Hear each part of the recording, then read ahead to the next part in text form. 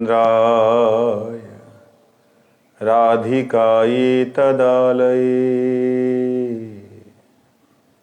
कृष्णाय कृष्णभक्ताय तद्भक्ताय नमो नमः। वंशाकल्पतरुभ्यश्च कृपा सिन्धुभ्यैव च पतितानां पावनेभ्यो वैष्णवेभ्यो नमो नमः। श्रीकृष्ण चैतन्य प्रभु नित्यानंद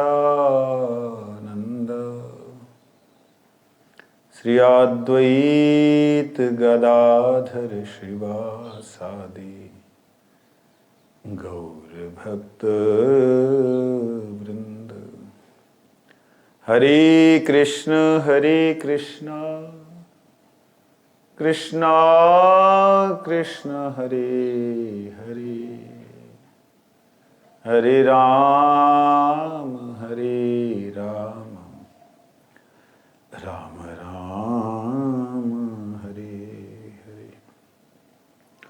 भूमस्वखलितपादानां भूमिरेव यवलम्बनम् त्वयि जातय अपराधानां त्वमैव शरणं प्रभु, त्वमैव शरणं प्रभु, त्वमैव शरणं प्रभु। हे गुरुदेव करुणा करो, कृपा करो, दया करो।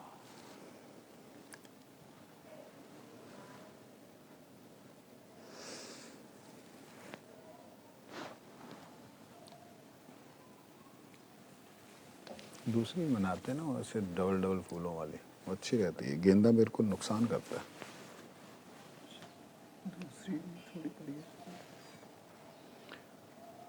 गीता सुगीता कर्तव्या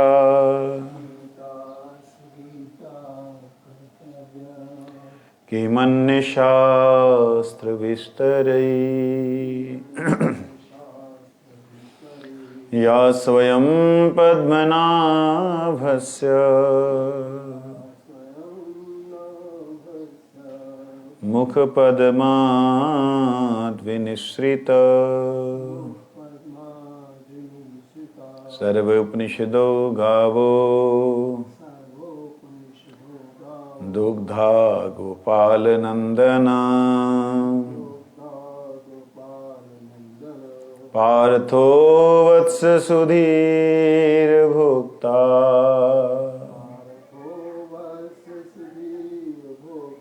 दुग्धं गीतामृतं महा एकं शास्त्रं देवकी पुत्र गीतम् एको देवो देवकी पुत्र एव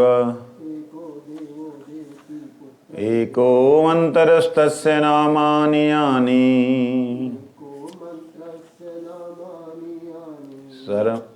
कर्मप्येकं तस्य देवस्य सेवा।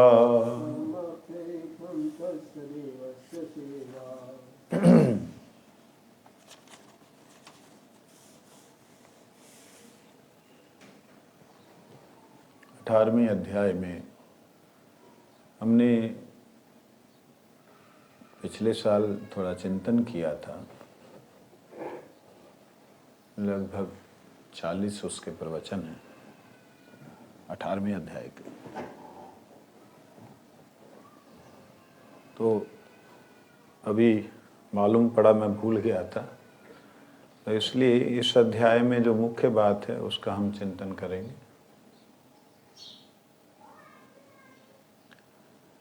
ब्रह्मभूत प्रसन्नात्मा न शोचति न कांक्षति समः सर्वेषु भूतेषु मद्भक्ति लभते परा। भगवान ने ये बतलाया कि किस प्रकार से ब्रह्मभूत अवस्था में प्राप्त करता है जीव। ये ब्रह्मभूत अवस्था किसे कहते हैं? अपने आप को ब्रह्म से उत्पन्न जानकर, अपने आप को ब्रह्म में ही स्थित जानकर, ऊपर से जो उपलेपन किया है, जबरदस्ती हमने थोप रखा है। क्या थोप रखा है? हमने अपने विचारों को। कौन से विचारों को? कि मेरा ये प्रेमी है, मेरा ये द्वेषी है, ये जो ऊपर से थोप रखा है, उसके कारण से ही जो मैं ब्रह्म हूँ, मैं परमात्मा का अंश हूँ, शक्ति का अंश हूँ, इसको भूल चुका हूँ।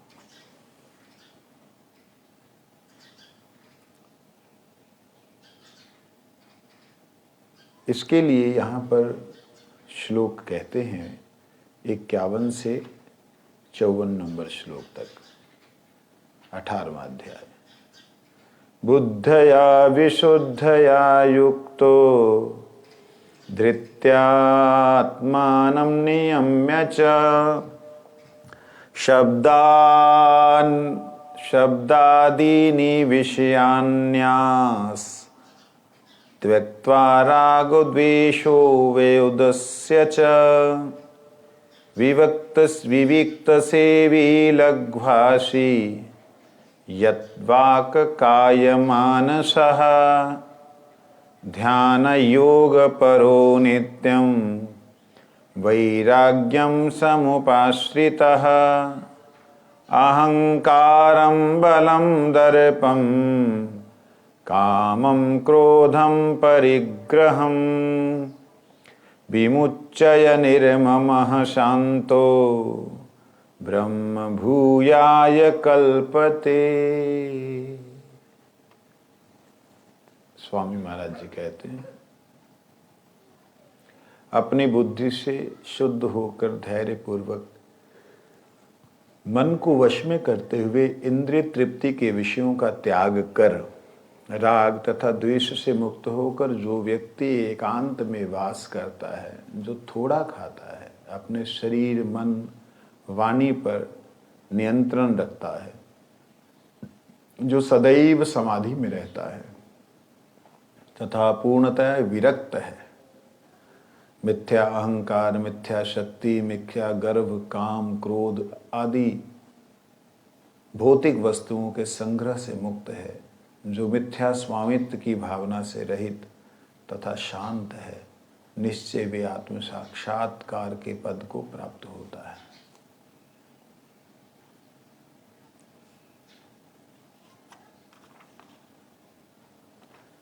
गौड़ीय वैष्णव ब्रह्म भूयाय, ब्रह्म शब्द जहाँ पे प्रयोग होता है, सिद्धिम प्राप्तो यथा ब्रह्म तथा अपनोति निबोध में समासेनैव कौन्तेय निष्ठा ज्ञानस्य या पर। वहाँ पर आत्म साक्षात जहाँ भगवान की बात को लेते हैं। बिना विचारे यो करे सो पाछे पछिताए, काम बिगारो आपनो, काम बिगारे आपनो, जग में होत हसाए, जग में होत हसाए, चित्त में चैन न पावे, खान पान सन्मान राग रंग मन नहीं भावे, कह गिरधर कबीराय कर्म गति टरत न टारे, खटकत है जिए माही कियों जो बिना विचारे। कविराज गिरधर जी कह रहे हैं, कर्म गति टरत न टारे, मन में खटक रहा है कि मैंने जो किया उसका अब क्या होगा। इस प्रकार से जो व्यक्ति समझ जाता है वो आगे बढ़ता है, जो नहीं समझता, नहीं समझना चाहता, उसको साक्षात भगवान भी आके समझा लें, उसका कुछ भी उपाय नहीं है, ही नहीं, उसका उपाय ही नहीं है।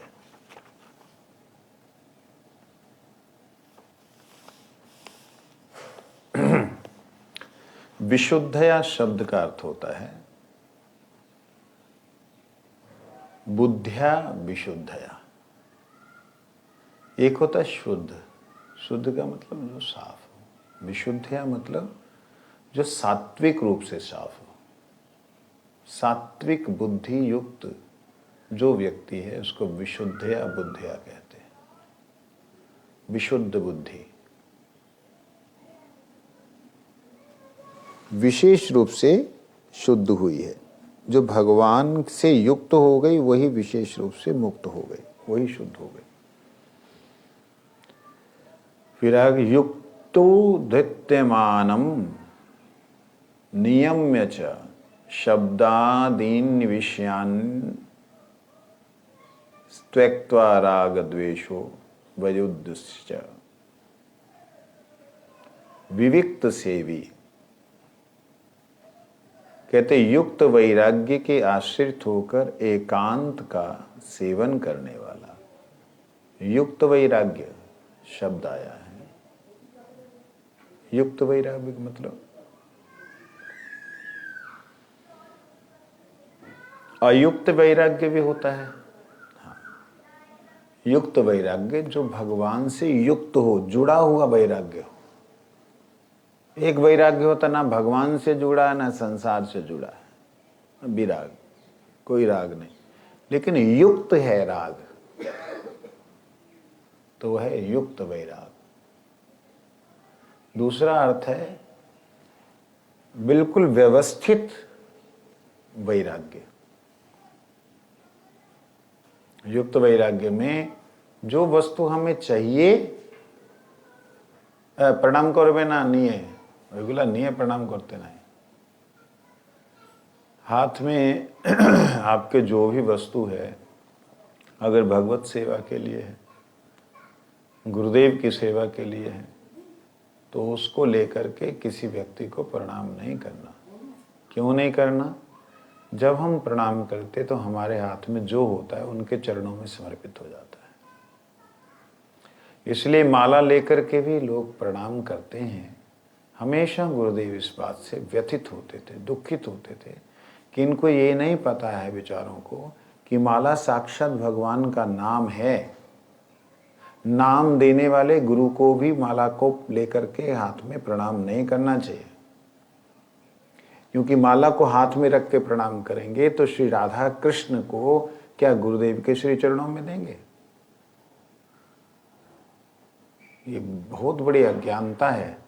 जब कभी प्रणाम करना है, माला आपके हाथ में है, माला आप छोड़िए, जहाँ तो बगल में रख के प्रणाम कीजिए, जहाँ ऐसे यहाँ से लॉक कीजिए, ऊपर से ऐसे लीजिए। अब खींचने से भी नहीं आएगी, क्योंकि आपने यहाँ पे इसको लॉक कर दिया, गर्दन के पास ले जाके, तो अब ये खींचने से भी नहीं आएगी। तो इस तरीके से माला को लेकर के हाथ में प्रणाम नहीं करना। फूल मालाएं लाएं, ठाकुर जी के लिए फल लेके आए, ठाकुर जी के लिए मिठाई लाए, ठाकुर जी के लिए जल लेके आए, आपके हाथों में हरे कृष्ण प्रभु जी दंडवत, ऐसे नहीं करना। नीचे तो करना ही नहीं है, इवन के हाथों को लेकर के वैसे प्रणाम नहीं करना। प्रभु जी ठाकुर जी की सेवा है, मेरा प्रणाम स्वीकार करें, ऐसे ही। हाँ, ठाकुर जी की सेवा की वस्तु है, मेरा प्रणाम स्वीकार करें, मैं आके प्रणाम करता हूँ। जहाँ कोई जा रहा है, अचानक से वैष्णव का रास्ते में दर्शन हुआ, प्रभु जी भगवान की सेवा के लिए मेरे हृदय से प्रणाम स्वीकार कीजिए। क्योंकि हाथ में वस्तु जो है वो शरीर के प्रणाम करने से अर्पित हो जाएगी।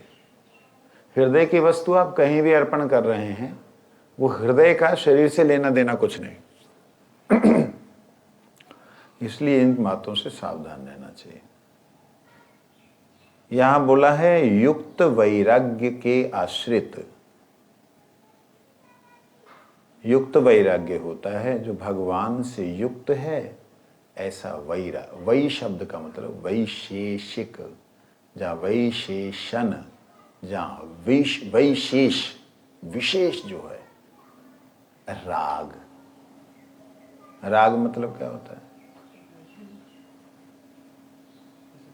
आसक्ति, अटैचमेंट। राग मतलब विशेष राग से युक्त। ये क्या हो गया?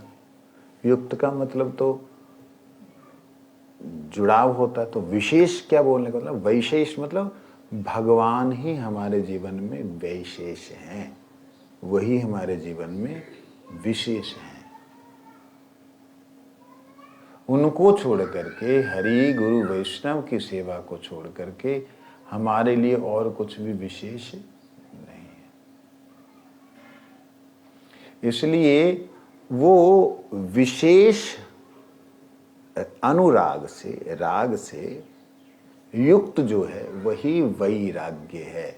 ले, आज तक तो ये वैराग्य का अर्थ है कि जिसने पूरी तरह विशेष रूप से, जिसने जो है माया से मुक्त होकर के, राग से मुक्त होकर के निकल गया, विराग हो गया, विलग हो गया, अलग हो गया, उसको वैराग्य बोलते हैं। ये अपनी तरफ से आप कपोल कल्पना करके वैराग्य का अर्थ करते रहेंगे और हम मान लेंगे, हम सुन लेंगे। कहते देखिए, शब्द पे ध्यान देना होगा। युक्त वैराग्य समुपाश्रिता। समुपाश्रिता मतलब दो अर्थ होते हैं। एक तो आश्रित अर्थ होता है, सम्यक रूप से आश्रित, और सम उपाश्रित का अर्थ होता है कि सम्यक रूप से उपासना से युक्त होकर आश्रित हो। और उप का अर्थ होता है नजदीक। किसके नजदीक? उप आश्रिता, किसके नजदीक? वैष्णवों के नजदीक। क्यों कहा वैष्णवों के नजदीक? सम है कौन इस जगत में? समान कौन है? जिसकी बुद्धि सम हो गई, जिसकी बुद्धि सम हो गई, समान हो गई, वो कौन है? समाधाय मनो अचला, जिसका मन समाधान प्राप्त कर गया, वो वैष्णव हैं, भक्त हैं। उनको ना सिद्धि की लालसा है, ना मुक्ति की लालसा है। उन्हें तो अपने कर्मों के फल के अनुसार किसी भी जन्म में भेज दिया जाए, वो भगवान के भजन के अलावा कुछ नहीं करते। ये है सम। उप मतलब नजदीक, आश्रित। इन जो सम बुद्धि युक्त जो लोग हैं, उनके नजदीक आश्रित होकर के रहना, अर्थात उनके आश्रित होकर रहना। कैसे रहना? युक्त वैराग्य से। युक्त वैराग्य मतलब जिनसे वो जुड़े हुए हैं उनसे विशेष अनुराग के साथ, मतलब वैष्णवों के साथ में भगवान की सेवा की लालसा से, भगवान की सेवा की भावना से अपने आप को पूरी तरह जोड़ के रखना। कई कई शब्दों के अर्थ उसी प्रकाशित होते हैं। आज कई शब्दों के अर्थ प्रकाशित हो रहे हैं। मैं कई बार आप लोग को बोलता हूँ, ये बात अक्सर बोलता हूँ, जब मैंने कोई शब्द नहीं पढ़ा, नहीं सुना, नहीं उसका अध्ययन किया, अनुभव किया, उस शब्द का अर्थ जब कोई विचित्र रूप से आता है, तो मैं अंदर से बोलता हूँ कि धन्यवाद है मेरे अंतर्यामी गुरुदेव का, कि जो मुझे ऐसे शब्दों के अर्थ प्रकाशित करते हैं। और फिर मेरे को विश्वास भी होता है इस बात पे, जो कहा है शास्त्रों में, यथा देवे परा भक्ति, यथा देवे तथा गुरु, तस्येतत् कथिता प्रकाशन्ते महात्मना। यस्य देवे परा भक्ति, जिसकी देव में, परमात्मा में परम भक्ति है, यथा देवे तथा गुरु, ऐसे ही गुरु में जिनकी परम भक्ति है, उनको ये जितनी भी बातें कही हैं, तस्येतत् कथिता, ये जितना बोला गया है उपनिषदें, वेद, प्रकाशन्ते महात्मना, उनके हृदय में प्रकाशित हो जाते हैं। तो विश्वास होता है कि मेरे गुरुदेव के प्रति निष्ठा जो है अविचल और प्रेममयी है। इसलिए मुझे ऐसा लगता है कि जब भी कोई शब्द का अर्थ मिलता है तो वो मेरा हृदय आह्लादित हो जाता है। ऐसा लगता है कि गुरुदेव जो हैं ये शब्द अर्थ दे रहे हैं। आज जैसे ये समुपाश्रित शब्द का अर्थ प्रकट हुआ। विविक्त से, विवक्त से भी, विशेष रूप से एकांत से भी। एकांत से भी का मतलब भक्ति सिद्धांत सरस्वती गोस्वामी ठाकुर जी कहते हैं जिन लोगों का, अब देखिए एक तरफ आश्रित बोला, समुपाश्रित बोला, और एक तरफ से विविक्त से भी एकांत वासी बोला। ये कैसे हो जाएगा? गौड़ीय वैष्णवों के हिसाब से इसको हम किस तरीके से देखेंगे? साधारण भाषा में तो जो अर्थ है वो तो आपके सामने मैंने बोल दिया, लेकिन विशेष रूप से अगर हम देखते हैं विविक्त से भी मतलब विशेष रूप से जो लोग भगवान से जुड़े हुए हैं उनका संग। एक अंत यस्मात्, जिन लोगों का एक अंत है, जिन लोगों का एक ही लक्ष्य है, अंत मतलब एक ही लक्ष्य है, वो लोगों का संग ही वास्तविकता में एकांत है। यहां पर कोई वात्सल्य रस का, कोई सख्य रस का, कोई शांत रस का भक्त है, कोई मधुर रस का भक्त है, तो आपको क्या करना है? एकांत से भी आपकी आत्मा किस भाव से भावित होकर भगवान की भक्ति चाहती है, आप उनका संग करें तो यही एकांत सेवन है। नहीं तो स्वयं रूप से एकाकी रहना, कोई मनुष्य नहीं वहां रहना, फिर पशु पक्षियों से भी प्रेम हो सकता है, क्योंकि आत्मा का स्वभाव प्रीति करना है। मेरे को अचानक से एक बात ध्यान आई, जब मैं साधन कर रहा था तो कुछ एक अद्भुत घटनाओं को देखा जीवन में। भजन कर रहा हूं तो जो चैंटे होते ना, चैंटे, एक चींटी होती है, एक चैंटा होता है, बड़े वाले चैंटा। वो चैंटा मेरे आसन के पास आया तो मैंने हल्दी डाल रखी थी कि जिससे कि मेरे ऊपर ना आए, मैं डिस्टर्ब ना हो, अगर ध्यान में चला जाऊं तो। वो आया, उसने आसन का एक चक्कर लगाया, 2 चक्कर लगाए, 3 चक्कर लगाए, 4 चक्कर लगाए, और चक्कर ही चक्कर लगा रहा है। घंटा भर हो गया, उसको पता नहीं कितने चक्कर मार दिए उसने। बाद में साइड में जाके मर गया। मैं कहा ये क्या हुआ भाई, तू मरने के लिए यहाँ गायब हुआ है? ऐसे एक दिन नहीं, कुछ दिनों तक चला। मैंने पहले तो ध्यान दिया, बाद में बिल्कुल ध्यान नहीं दिया। मैं तुम्हारा काम तुम करो, हमारा काम हम करें, नहीं तो तुम्हारे चक्कर में जो है मेरा जो है ध्यान भंग होगा। तो एकांत में रहते हुए कई शक्तियां आपको आकर के अपनी तरफ आकर्षित करती हैं। एकांत में रहते हुए आपके अंदर अपना प्रभुता का भाव आ सकता है कि मैं भजन करता हूं, मैं परिक्रमा करता हूं। ये सब बेकार लोग हैं, फालतू बैठे रहते, कोई काम नहीं, कर्म नहीं। ये आ सकता है। इसीलिए करना क्या चाहिए? जो भगवान की भक्ति करने वाले, विशेष रूप से एकांत भक्ति करने वाले, एक लक्ष्य वाले जो भक्त हैं, उनके संग में रहना ही एकांत। इसमें थोड़ा सा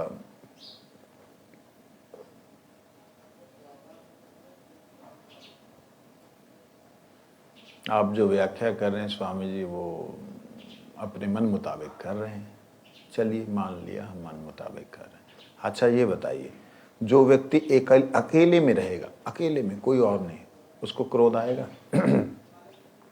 वासना आएगी, अभिमान होगा, दर्प होगा, उसको बल का, ताकत का अभिमान, जहाँ अपने रूप का अभिमान होगा, ध्यान इत्यादि करने के योग शक्तियों का कोई अभिमान होगा? बताइए मेरे को। अकेले में रहने वाले का कहाँ से हो जाएगा? अगर वो संग में रहेगा तब उसके अंदर अहंकार भी दिखाई देगा, काम भी दिखाई देगा, क्रोध भी दिखाई देगा, वस्तुओं को परिग्रह करने की वृत्ति भी दिखलाई देगी। ऐसी स्थिति में क्या होता है, व्यक्ति की परीक्षा होती है कि मैं क्या सही में भजन कर रहा हूँ, मेरा भजन सही हो रहा है, उसकी परीक्षा होती रहती है। हाँ बोलो।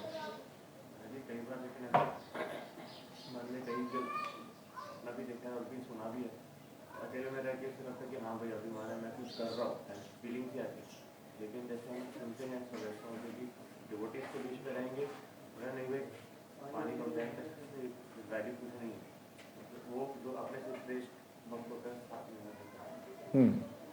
वो अभिमान आ सकता है। एकांत में जो है, जो अभिमान होता है वो अभिमान दिखलाई नहीं देता है। अभिमान वो दिखलाई देता है जैसे हमें कोई व्यक्ति मिलता है, हम भजन करते हैं, वहाँ पे हमें दिखाई देता है। तो इसलिए हमेशा वैष्णव संगेते मन आनंदित अनुक्षण, भगवान के भक्तों का संग। तो यहाँ विविक्त जो सेवी की बात है, एकांत सेवी की बात है, वो अगर हम इनको साथ में लें, अगले श्लोकों को साथ में लेकर के करें, तो विविक्त सेवी का अर्थ होगा कि ऐसे लोगों का संग रखें, ऐसे लोगों के साथ रहें जिनका अंत एक है, लक्ष्य एक है, परंतु विचार अलग अलग हैं, मतलब व्यवहार अलग अलग है। तो उनके बीच में रह के हमारा अभिमान आएगा, कहेंगे भाई देखो ऐसा नहीं करो, क्रोध आएगा ऐसा नहीं करो, रोकने वाला है, शासन करने वाला, और उस शासन को मैं अगर स्वीकार कर रहा हूं, तभी वास्तविकता में ब्रह्म भूयाय, मेरा परमात्मा को जानने का अधिकार प्राप्त होगा, पात्र बन पाऊंगा। थोड़ी देर पहले आपने बताया कि आत्मा का जो स्वभाव है प्रीति करना होता है। महाराज जी ऐसे क्यों कई बार हो जाता है कि किसी के मन के प्रति बुरा भाव आ जाता है, गुस्सा आ जाता है, फिर उनको अपना भजन के साथ वो हैम्पर हो जाता है। बिल्कुल। और फिर वो भले ही थोड़ा टाइम के लिए रहते हैं, 1-2 घंटे के बाद ठीक चलता होता है, ऐसे भी होता है, लेकिन वो भी नहीं होना चाहिए ना। क्योंकि अगर जैसे अभी आप कल भी बता रहे थे, कल वो कर रहे हैं कि अगर ऐसा कुछ आता है उस टाइम पे, अगर हम शरीर छोड़ देते हैं तो गुस्से में छोड़ दिया, किसी के प्रति वैर भाव आ गए, तो वो भी नहीं होना चाहिए। उससे फिर कैसे हम फ्री हो? वही तो बातें बोल रहे हैं, वही बातें बोल रहे, करना कैसे है। हमको परमात्मा की प्राप्ति, जब ब्रह्मभूत प्रसन्न आत्मा न शोचति न कांक्षति, 54 नंबर श्लोक जो है, उसके लिए पहले तैयारी बतला रहे हैं कि करना क्या है जिससे कि उस स्थिति को प्राप्त हो सको। लघ्वाशी, थोड़ा खाओ, धैर्य पूर्वक इंद्रियों का नियमन करो,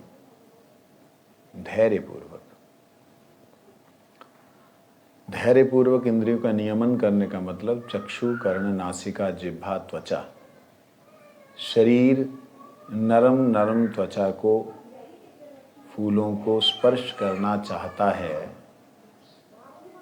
इसको कंट्रोल करो। आंखें किसी के रूप को देख करके पागल होना चाहती हैं, तो उसे गोविंद को दर्शन करने के लिए लगाओ। वैष्णवों की चरण रज के प्रति, भगवान के धाम के प्रति इन आंखों को जबरदस्ती लगा के रखो।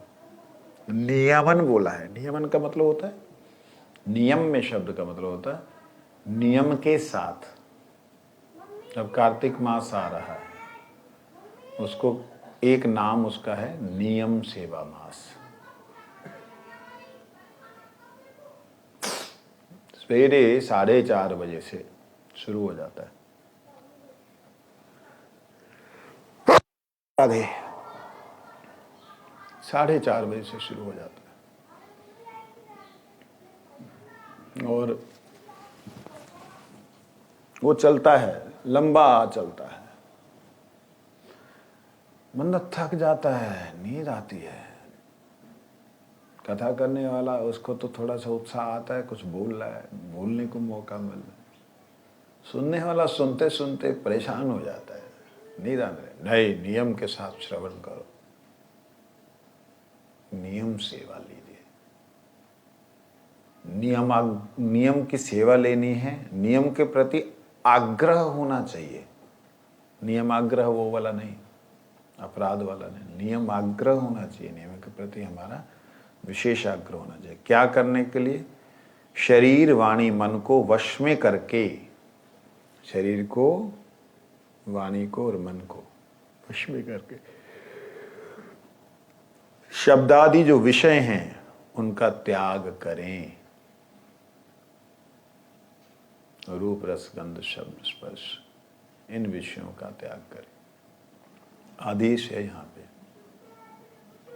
राग द्वेष को छोड़कर निरंतर ध्यान योग के परायण हो। क्या ध्यान? भगवान के नाम का ध्यान, भगवान की लीला का ध्यान। ये कार्तिक मास में आप देखिए बहुत आराम से ये सब जबरदस्ती होता है।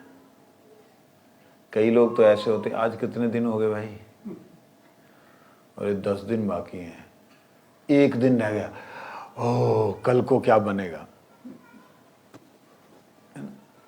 गुरु जी कहते हैं हम तो नियम सेवा करते हैं लेकिन प्रीति नहीं होता ना, इसलिए वो नियम सेवा मास खत्म होने से उत्सव करते हैं। नियम सेवा मास खत्म होने से दुख होना चाहिए कि अब हमारा फिर वैसे ही संसार का फिर ऐसे बुद्धि हो जाएगा। तो किसी गुरु भाई ने हमारे पूछा, अश्विनी जी ने पूछा था बठिंडा से, कहते महाराज जी इसको, औरों ने भी पूछा होगा बट उन्होंने पूछा था, महाराज जी इसको हम और दिनों में भी कर सकते हैं? कहते नियम इसीलिए लिया जाता है कि मन को अभ्यास नहीं है सेवा का, इसलिए मन को जोर जबरदस्ती करके अभ्यास बनाना। अभ्यास किस लिए बनाना? कि वो जीवन भर रहे। ये हर रोज कर सकते हैं। कार्तिक मास का जो नियम है, देखिया अरुणोदय वृंदा देवी व्यस्त है, कुंजे नाना रव कराईला।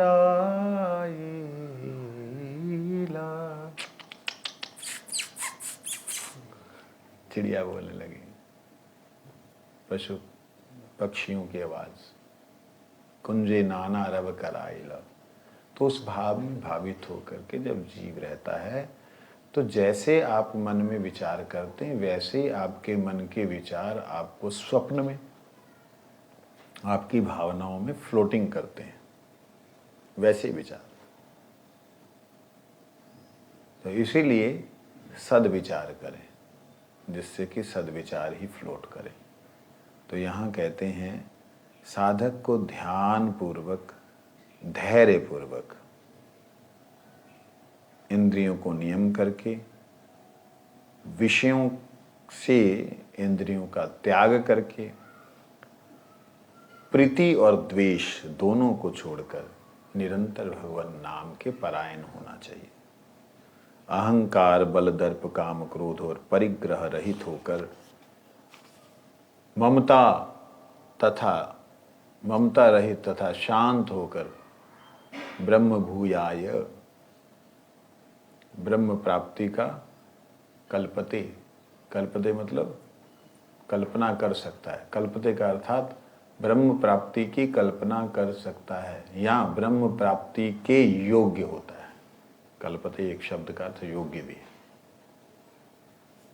तो इसलिए अगर होना है भगवान की प्राप्ति के योग्य तो ये उसका नियम है, मतलब सेटिंग है। आपको जी ये तो बड़ा कठिन है, तो सरल जो है वो यही है, इससे सरल और कुछ नहीं है। जैसे आप कठिन कह रहे हैं वो सबसे सरल है। सभी एक तरह से कहा जाए तो सब सार का सार भगवान ने इन 5 श्लोकों में हमें दे दिया।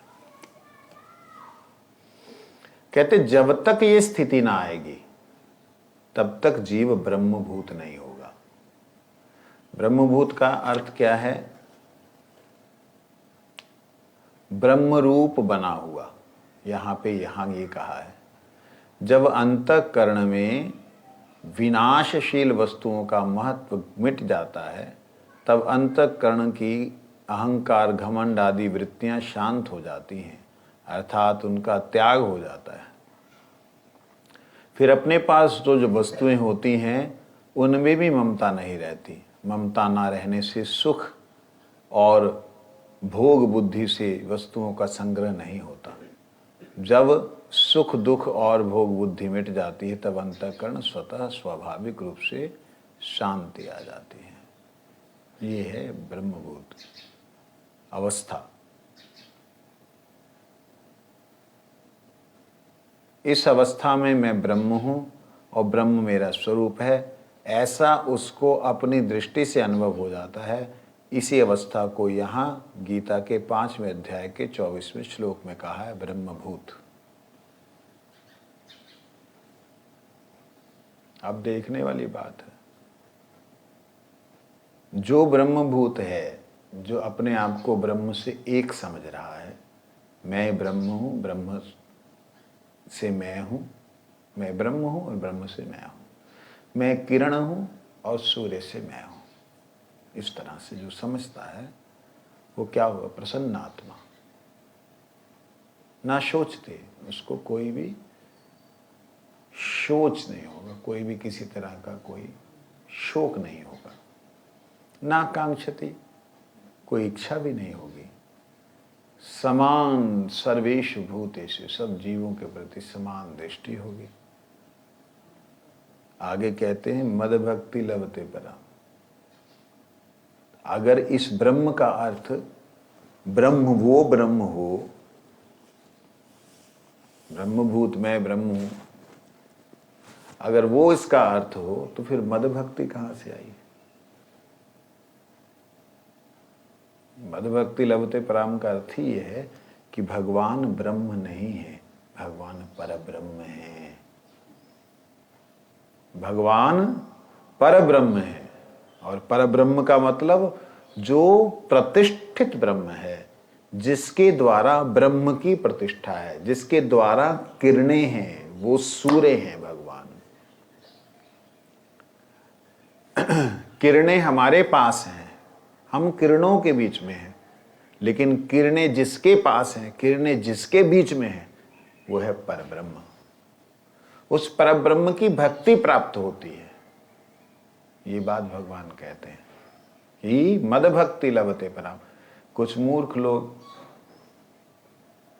और बड़ा उल्टा सीधा इस वक्त आजकल वो लोगों का एक अभ्यास हो गया है कि जो महात्मा फेमस है ना, उसकी कोई बात को उठाएंगे, उठा करके रामपाल की एक बात को उठा करके दिखाएंगे कि रामपाल ने अच्छा बोला। अरे मूर्खो, विचार करना नहीं आता है। पेट कटे हुए ब और व में अंतर नहीं पता उन्हें। पेट कटा हुआ ब और व में अंतर नहीं पता। वो लोग शास्त्र चर्चा करने के लिए बोल, उच्चारण करना नहीं आता, वो लोग शास्त्र चर्चा के लिए बोलते कि आ जाओ तर्क कर लो। क्या करेंगे तुम लोगों से तर्क? जिन्हें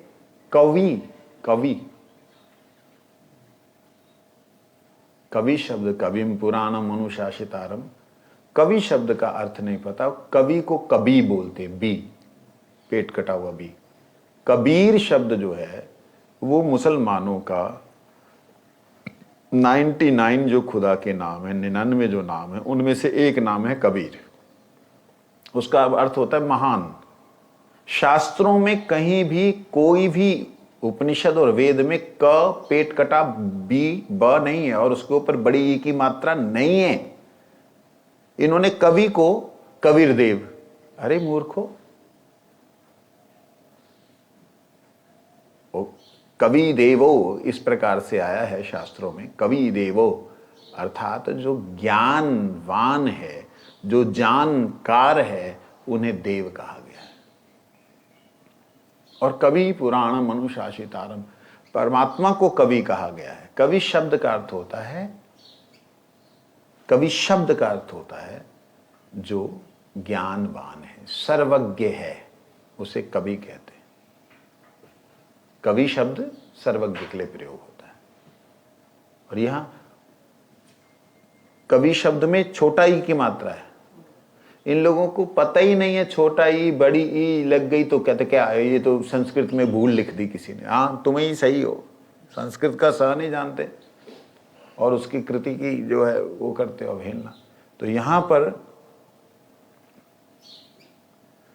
सर्वेषु भूतेषु मदभक्ति लभते पराम, सभी भूत प्राणियों में समभाव से जिसकी बुद्धि स्थित हो जाती है वो मेरी भक्ति प्राप्त करते हैं। कौन सी भक्ति? पराम भक्ति।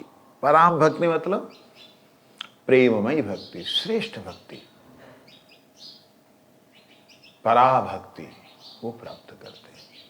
तो इसलिए जो ब्रह्मभूत है, प्रसन्नात्मा है, ना सोचती ना कांक्षती, ऐसी स्थिति में स्थित जो महापुरुष हैं उनको ही भगवान की पराभक्ति प्राप्त होगी। हम लोग क्या कर रहे हैं? जितने लोग कर रहे हैं, क्या कर रहे हैं? माला कर रहे हैं, तिलक लगा रहे हैं, क्या ये पराभक्ति है?